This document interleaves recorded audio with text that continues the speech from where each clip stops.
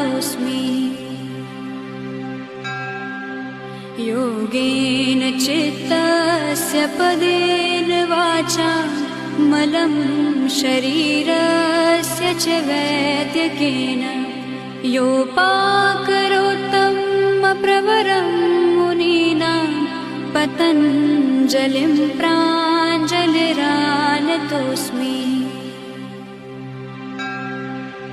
योगेन चित्तस्य पदेन वाचा मलं शरीरस्य च वैद्यकेन योपाकरोत्तमप्रवरं मुनीनां पतञ्जलिं प्राञ्जलिरानतोऽस्मि। योगेन चित्तस्य पदेन वाचा मलं